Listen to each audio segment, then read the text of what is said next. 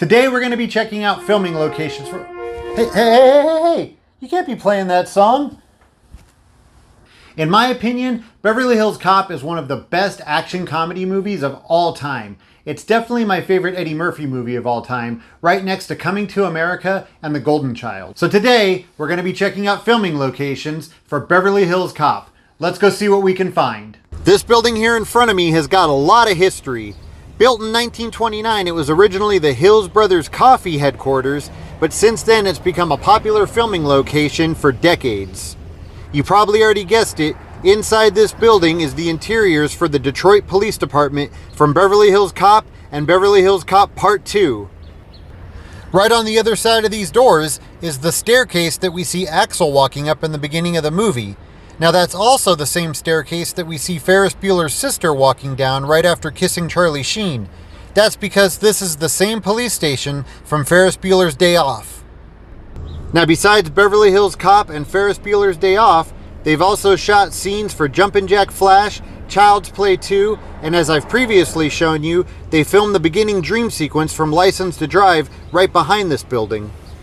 Unfortunately, I wasn't able to gain access to the building because right now they have very strict COVID policies due to the fact that it is a working filming location. However, I spoke to an employee here at the building and they were extremely nice and went and snapped a whole bunch of interior photos and emailed them to me. That's why I'm able to show you guys what it currently looks like inside. A huge thank you to that person for sending me those photos.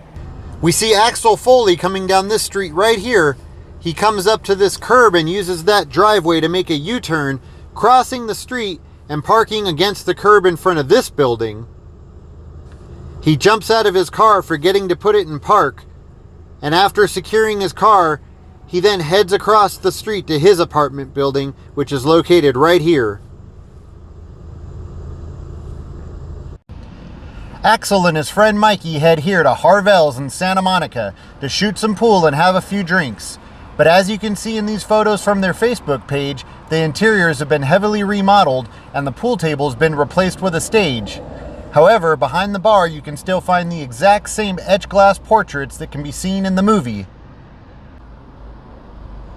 After Axel's friend Michael Tandino is killed, we get a shot similar to this one of Axel's apartment.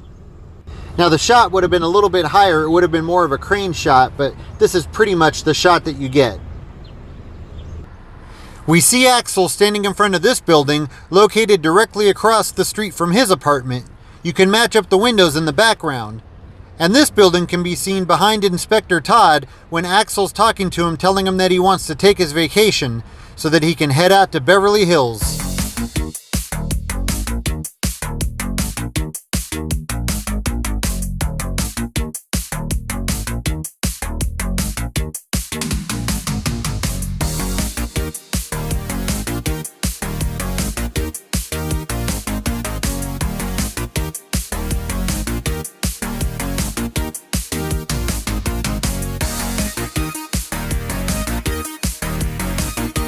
Now those street signs that you see in the movie are no longer there, but they would have been located right there in front of the Cartier store at the intersection of Brighton Way and Rodeo Drive.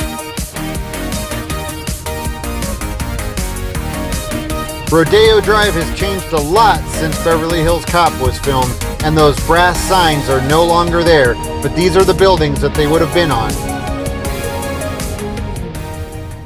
We see Axel's blue Chevy Nova pulling up in front of the Beverly Palms Hotel in Beverly Hills, California. But in reality, it's the Biltmore Hotel in downtown Los Angeles. Right there is where Axel would have been talking to the bellhop, asking him if the hotel was expensive, to which he replied, "Not for Beverly Hills." We get a good shot of the lobby as Axel's walking through checking things out on his way to the front desk.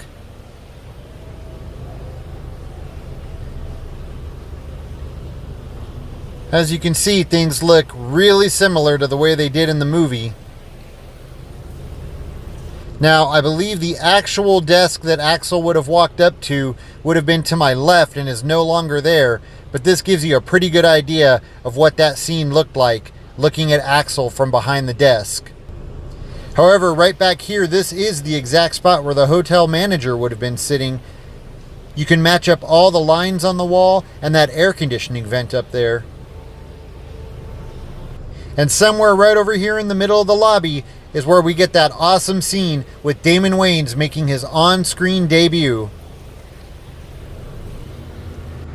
When Taggart and Rosewood are following Axel, we see them pass by the hotel and make a U-turn, parking against the curb right here. And then a bit later, we see Axel crossing the street right here where this crosswalk is to put the bananas in their tailpipe. And right here, this is the spot where their car conks out due to those bananas. Although you never see the exterior of this building, this was the art gallery that Jenny Summers worked at. At the time it was a shoe store, and they had to remove all the shoes and replace it with the art that you see in the movie. Now all of these buildings across the street have changed. None of them match up with what you see in the background. However, this building can be seen later in the movie when Victor Maitland visits the art gallery. Just a couple of blocks away from the Wiltern Theater, this was Victor Maitland's office where Axel Foley gets thrown through that window. We see them carrying Axel through this lobby right here and tossing him out the window.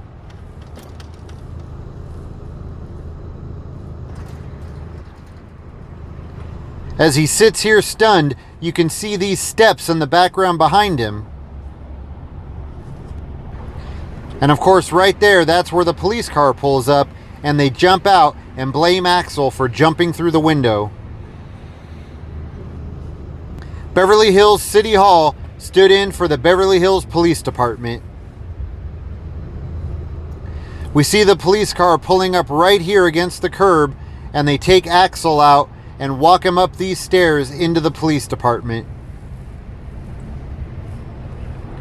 After they're done interrogating Axel, we see Jenny Summers pick him up and they come walking down these steps, down the sidewalk, and get into her Mercedes that would have been parked somewhere right around here. And of course, a little bit later, we see Axel and Billy walking down these steps on the other side, rounding the corner and standing in front of Billy's police car, which would have been parked somewhere right about here. That 76 gas station across the street can be seen multiple times in the movie and looks exactly the same today. After leaving Victor Maitland's warehouse, Jenny and Axel follow that van here to the Korean Air Cargo Terminal, located near LAX. And the building looks just about the same as it did in the movie. That van would have pulled up right about where that truck is. Although you never see the exteriors in the movie, inside this building is where they filmed the Gentlemen's Club that Axel, Billy, and Taggart go to. I believe at the time of filming it was called the Aladdin Gentlemen's Club, and it's been numerous other gentlemen's clubs since then. Eventually it became Safari Sam's, a rock music venue, and now it's the Hollywood Banquet Hall.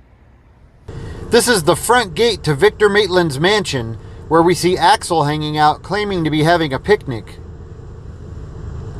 The two detectives that approach Axel would have parked their car right over here by this lamppost. And this is basically the shot that we get when Axel and the two detectives are hanging out by the front gate. Axel's blue Chevy Nova would have been parked here across the street, and we even see a little bit of this house right here, although it looks completely different. As Victor leaves his mansion, we see Axel turn around in this driveway and follow Victor down this road. Did anybody else ever notice the DeLorean parked right across the street from Victor's mansion?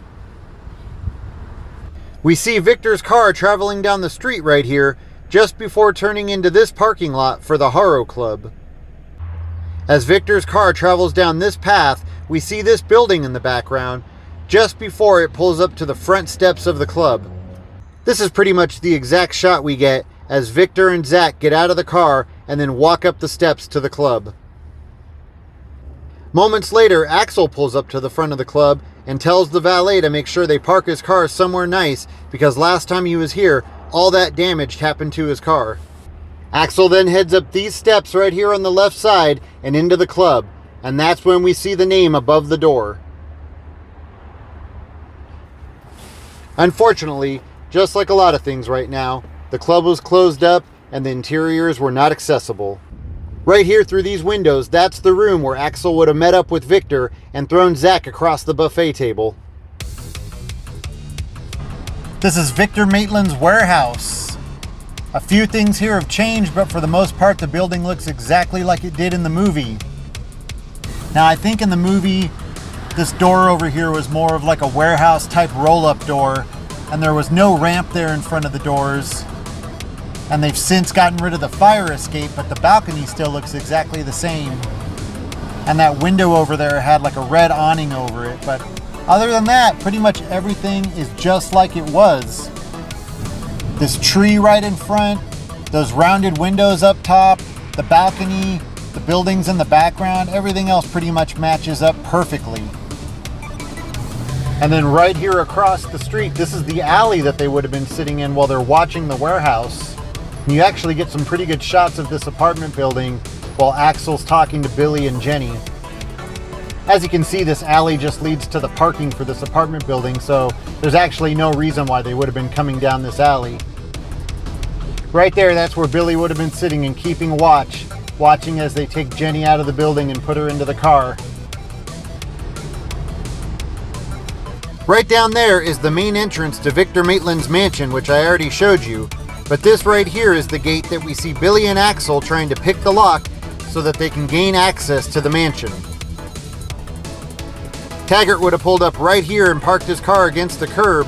These houses across the street look completely different, nothing like they did in the movie. Taggart goes back to his car and grabs his shotgun and then heads through the gate following Billy and Axel into the mansion. Now the gate's completely different, but these brick pillars on either side appear to be the exact same ones. We see a police car come swerving down the street right here just before turning into the driveway of Maitland's mansion. And we get a pretty good shot of this little house in the front as all the police cars are crashing through the front gate, heading up the driveway to the main house just before crashing into the van. Now, although the majority of the shootout takes place here at this location, all of the scenes that take place inside the house were filmed at Castillo del Lago in the Hollywood Hills. Castillo del Lago is the former residence of Madonna and Bugsy Siegel, who used it as a speakeasy and a secret gambling den.